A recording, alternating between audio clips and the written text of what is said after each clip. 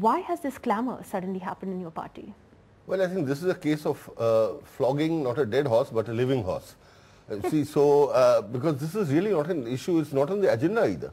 Mr. Narendra Modi is as entitled as anybody in India, especially a leader of a major political party, to aspire for the Prime Ministership. And there are many people who believe he should be Prime Minister someday.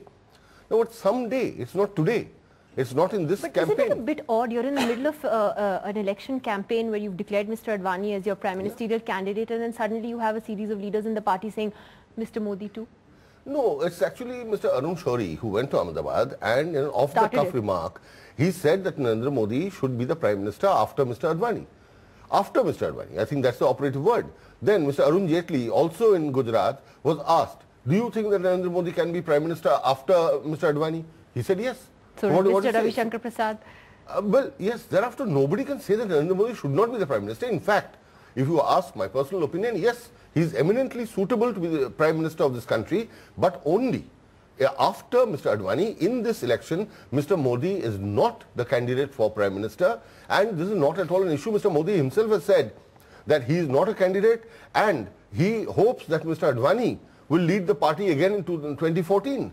So really this is not an issue which I don't understand why it is being raised again and again. Well, like you said, it was Mr. Shourie who made the remark, but many see this as an attempt to upstage LK Advani. So many people have said Rahul Gandhi should be Prime Minister. He is the most suitable person, from Manmohan Singh to Pranab Mukherjee. So everybody says. I didn't know that you followed the Congress tradition. Of course, one has to follow the Congress. You're saying that from the BJP. Very big party. We must follow it. But I'm saying that there is really no problem if another name is taken. But it does not mean that it should immediately become controversial, because Mr. Modi is not the BJP's candidate for this round of the elections.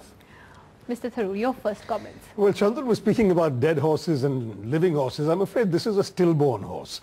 I mean, first of all, for all the reasons he's mentioned, we don't even have this gentleman as a candidate for Parliament, which seems to be one of the requirements if you want to be Prime Minister. Right. You've got to be in one or the other house. So I think we are spending an awful lot of time on this. But there is, of course, a larger concern. And the larger concern is that when parties start floating the names of prospective Prime Ministers, they should have some heed to the sensibilities of the nation, some heed to the larger sense of whether a Prime Minister of this country should be a uniting figure, somebody who can stand for all the people of this land, or somebody whose record is one of division and, frankly, intolerance and bigotry. If that's what the BJP wants to stand for, they're welcome to it. We will not compete with them on the ground of bigotry and intolerance. We will leave that as their special domain.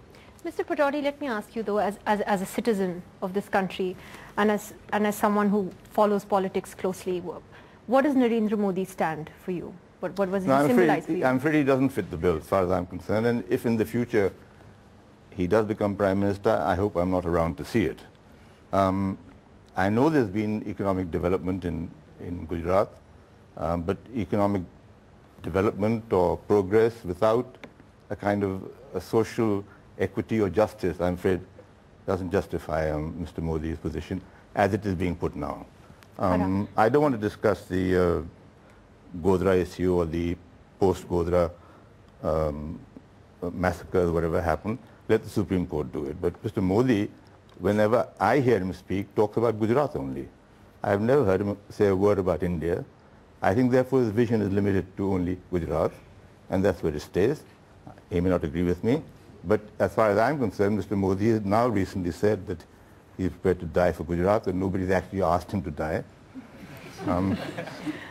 I think, finally, I think that, you need a Prime Minister who is not persona non grata in several countries, and somebody who can actually get a visa if you want. Okay, that's a very important point. And before I come to you, Farah, I'd like Mr. Mitra to respond to that. The New York Times recently described him as India's most incendiary politician. That's how the world looks at Narendra Modi.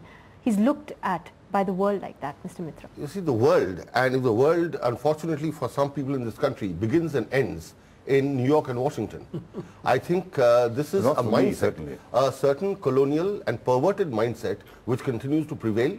And the fact that a visa was denied to Mr. Narendra Modi is, I think, a matter of deep shock and shame for the Americans.